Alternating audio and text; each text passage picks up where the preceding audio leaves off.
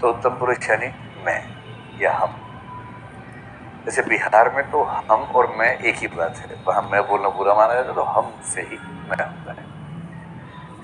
जब वहां एक से ज्यादा लोग हो तब क्या करते, तो हम लोग कह देते हैं, ठीक है।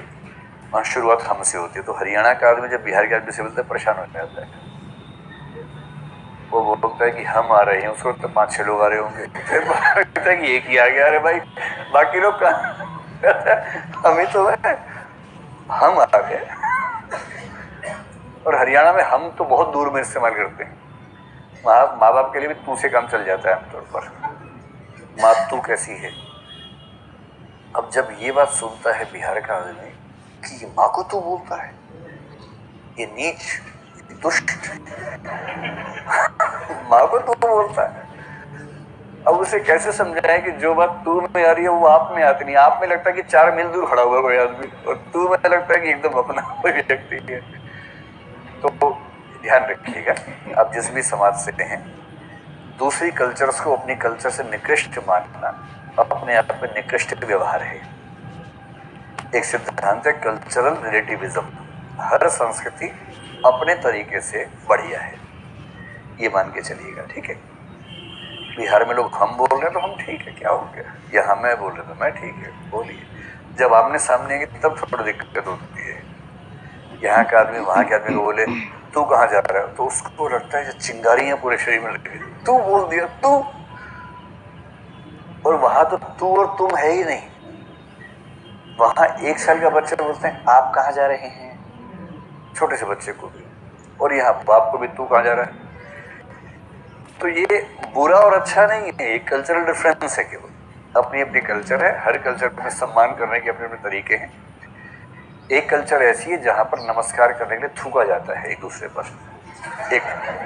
एक जनजाति है, एंथ्रोपोलॉजी में ऐसी बहुत सारी ट्राइब्स की स्टडीज आती है, गूगल पे सर्च कीजिए ना, देखिए थूकने की प्रथा, उसमें ट्राइब्स के नाम पता लग जाएंगे। वो प्रथा है, जब सम्मान करते हैं एक दूसरे का, थूकते हैं दूसरे पर। अब है उनको वही पवित्र लगता तो क्या करें, उनका अपना अपना सिस्टम सबका होता है। आप इसका मतलब ये नहीं कि आप उसको अपना लें स्टाइल को, लेकिन अब किसी का है तो आप गाली मत दीजिए उसको, सबका अपना अपना सोचने का तरीका है। उत्तम पुरुष शैली का मतलब वो जिसमें लेखक खुद को एक कैरेक्टर के रूप में, मैं के रूप में रखे, कि मैं जा रहा था, मैं ये हुआ, मैं वो हुआ, इतने में सामने से गया आया। अरे गया कि आया? तो गया नाम का व्यक्ति आया। तो ये कहानी जो है थोड़ा सा नई कहानी के तेवर को समेटती हुई कहानी है। अभी तक आपने जो कहानियां पढ़ी हैं उसमें ये पहली कहानी है जो शहर के मध्यम वर्ग से जुड़ती हुई कहानी है। प्रेमचंद की अधिकांश कहानी गांव पे टिकी हुई है, गांव और गांव का मध्यम वर्ग या निम्न वर्ग। नहीं वो ठीक है, बट इसलिए उत्तम पुरुष ही क्यों है? इनका कहना है कि उत्तम पुरुष शैली कहने से लिंग भेद को बढ़ावा मिल रहा है, तो हाँ उत्तम महिला भी हो सकती है, उत्तम व्यक्ति शैली होना चाहिए। मतलब अभी तक भाषा विज्ञान में इस बिंदु के लिंग विमर्श पे बात हुई नहीं है, और मैं ये सुझाव नहीं दूंगा कि आप खुद अपनी ओर से परिवर्तन ला दें इसमें। अगर आप उत्तम व्यक्ति शैली लिख के आएंगे तो उसमें खतरा है कि परीक्षक ना समझ पाए कि आप क्या कह रहे हैं, और उस नासमझी में आपके साथ कुछ ऐसा कर दे जो ठीक नहीं। तो मतलब ये आरोप अपनी जगह ठीक है। सांख्य दर्शन भारत के सबसे प्रमुख दर्शनों में से एक है। सांख्य दर्शन में आत्मा के लिए शब्द है पुरुष, और जगत के लिए है प्रकृति। और फिर क्या बोलते हैं, प्रकृति स्त्री की भांति है, ये तुलना की गई। आत्मा पुरुष की भांति, यानी भौतिकता स्त्री की भांति है, आत्मा पुरुष की भांति, तो खराब लगता है। इतना ही नहीं, भारतीय संस्कृति में 4 पुरुषार्थ माने गए। पुरुषार्थ ही क्यों माने गए, स्त्रीयार्थ क्यों नहीं माने गए? जब आप इस लेवल पर जाएंगे तो बहुत सारे सवाल उठेंगे, और ये सारे सवाल, जो सवाल सोल्व होता जाए शब्द बदलते जाएंगे। अभी हिंदी भाषा विज्ञान में इस बिंदु पर ये विवाद शुरू हुआ नहीं है, जो कि होना चाहिए, कभी ना कभी हो। तो अभी के लिए किसी तरह से उसको लिख दीजिएगा उत्तम पुरुष शैली, बुरा मत मानिएगा, ठीक है। तो शहरी मध्य वर्ग का मतलब ये होता है कि देखिए, जो गांव में, गांव के व्यक्ति की खास बात क्या होती है, गांव में कुछ भी हो, अकेलापन नहीं होता है। गांव में सब वेल कनेक्टेड लोग हैं आपस में। ये गलत फहमी तो आपको भी नहीं होगी, गांव के लोग बहुत अच्छे होते हैं, मुझे भी नहीं है। गांव के लोग वैसे ही होते हैं जैसे शहर के लोग होते हैं, अंतर केवल रेफरेंसेस का होता है। तो गांव का आदमी बोर नहीं होगा, अकेला नहीं होगा। दिन भर काम करेगा, खेती करेगा, मजदूरी करेगा, शाम को चौपाल बैठेगी, चौपाल में कुछ ना कुछ होगा, गीत गाना सब चलेगा, बातें चलेंगी, गप्पे चलेंगी 3-4 घंटे, चिलम चलेगा, हुक्का चलेगा, तो बोर नहीं होगी। महिलाएं घरों के अंदर बोर हो सकती हैं, 1 घंटे पे जाएंगी, पानी 10 मिनट काम है, 2 घंटे वहां पर गप्पे मारेंगी, तो अपनी अपनी सास का पुराना पूरा गा लेंगी, उसके बाद तसल्ली से वापस आएंगे। तो लगता है चलो एक समाज है आसपास, बोरियत नहीं है, अकेलापन नहीं है। जब व्यक्ति शहर में आता है, शहर में सुविधाएं मिलती हैं, पर वो सामाजिक साहचर्य नहीं मिलता है। आप अपने से तुलना मत कीजिएगा। आप लोग दिल्ली नामक महानगर के भीतर एक गांव में रहते हैं। नेहरू विहार का चरित्र गांव का चरित्र है, क्योंकि यहाँ ऐसे लोग रहते हैं जो कोई काम नहीं करते हैं, केवल पढ़ते हैं। दिन भर पढ़ाई करना, कहीं और से पैसा आ गया घर से, पढ़ाई करना, शाम को किसी रेस्टोरेंट में या किसी रेडी पे खड़े हो गप्पे मार देना, 4 घंटे गप पुराना चलाना शाम के समय। ये शहर की शैली है नहीं। जिस दिन आप नौकरी में आ जाएंगे ना, उस दिन आपको शहर का शहरपन समझ में आएगा। दिन भर नौकरी करके आएंगे, मेट्रो में धक्के खाते हुए घर आएंगे, कोई नहीं मिलेगा। पड़ोसी घर में कौन है आपको जानता नहीं है। आप जाएंगे चीनी मांगने के लिए, कहेंगे क्यों मांग रहे हो चीनी, उससे अमेजोन से मंगवा लो चीनी, हमसे क्यों मांग रहे हो चीनी। आप परेशान है। गाँव में तो मांगने से पहले चीनी आ जाती थी, यहाँ तो मांगना बड़ा मुश्किल है। इतना अकेलापन होगा, और ये अकेलापन आपको देखेगा एक दुनिया समानांतर में। एक कहानी पढ़ लीजिएगा इस बीच में, खोई हुई दिशाएं, कमलेश्वर ने लिखी है। सारी पढ़नी है, एक का नाम मत लिखो, ये जरूर पढ़ लेना, सारी पढ़नी है बेसिकली आपको। खोई हुई दिशाएं में तो ऐसी हालत है, मुझे परसों स्टूडेंट ने कहा कि सर आप कहानी सुनाया मत करो क्लास में, फिर पढ़ने का मजा खत्म हो जाता है। पर मैं क्या करूं, मुझे सुनाने का मजा भी तो लेना है। तो मुझे भी तो सुख चाहिए सुनाने का, मैं क्या करूं। तो कमलेश्वर एक बहुत प्रसिद्ध व्यक्ति हुए। कमलेश्वर नई कहानी के तो अच्छे हस्ताक्षर थे ही। एक आंदोलन का जिक्र मैंने किया था, समानांतर कहानी है। समांतर कहानी, समांतर कहानी आंदोलन के प्रस्तावक भी कमलेश्वर ही थे।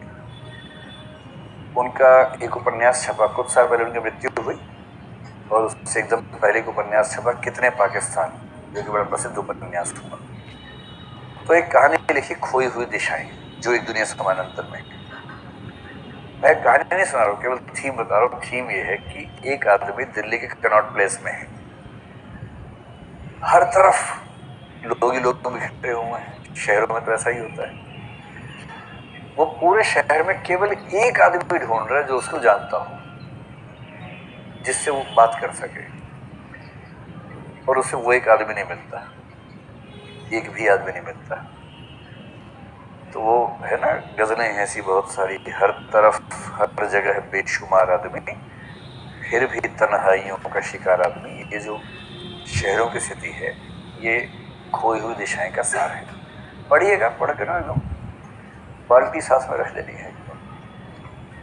और अगर आप उस स्थिति से गुजरे हैं कभी अकेलेपन से, अभी तो आप लोग बच्चे हैं, नहीं गुजरे होंगे, कभी ऐसा होता है किससे बात करने को नहीं मिल रहा है? ऐसा होता है? अभी से होना शुरू हो गया है, बड़ी दिक्कत है। फिर तो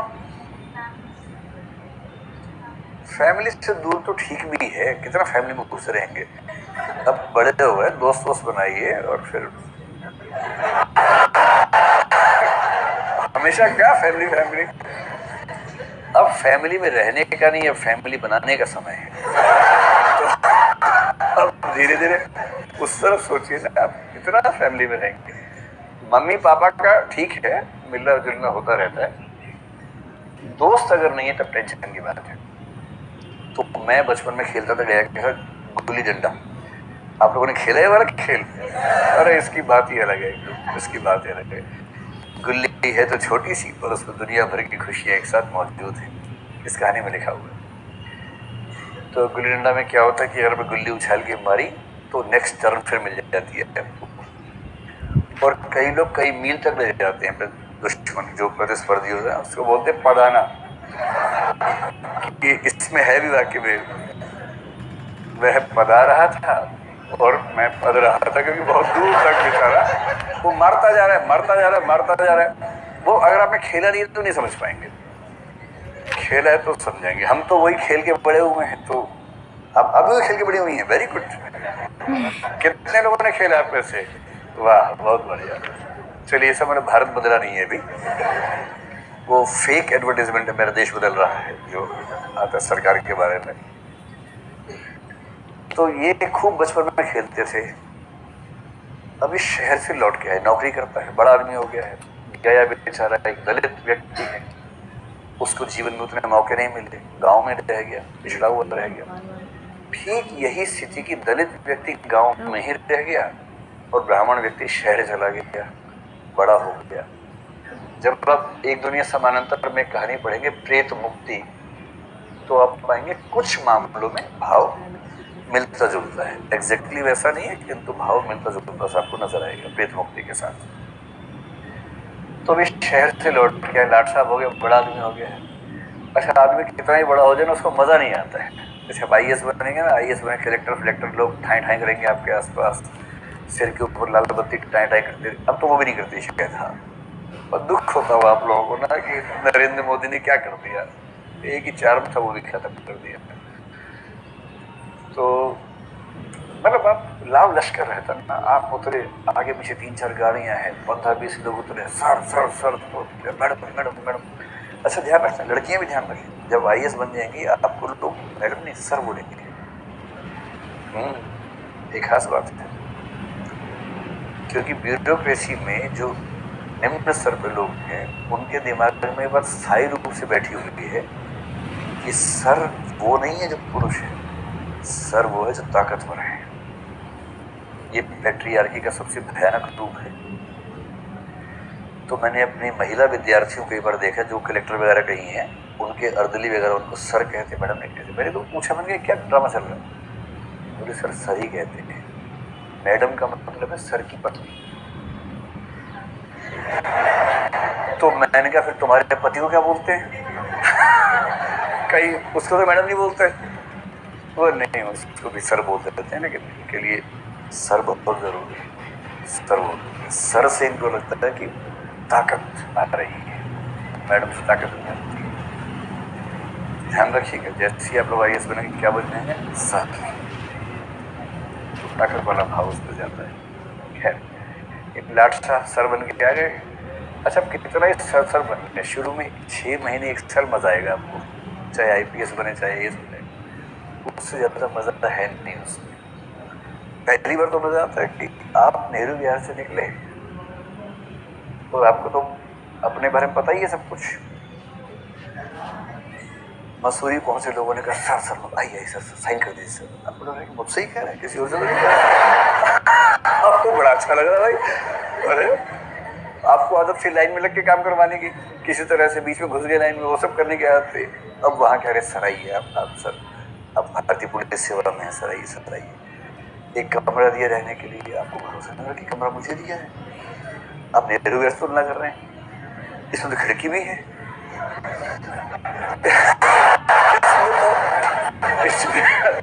इसमें तो धूप भी आ रही है, इसमें तो AC भी है, और कंप्यूटर भी साथ में मिल रहा है, वाईफाई भी फ्री में है। फिर आपको कहते हैं कि सर शाम को खाना खाने के लिए आ जाइए। खाना खाने गए तो वैरायटी देख के आप चौंक जाते हैं, 30-35 डिशेस बनी हुई। और फिर आपने पूछा कितना ले सकते हैं? बोले कोई लिमिट नहीं है सर।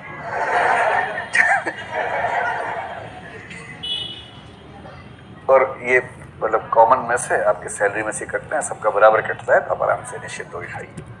नाश्ते में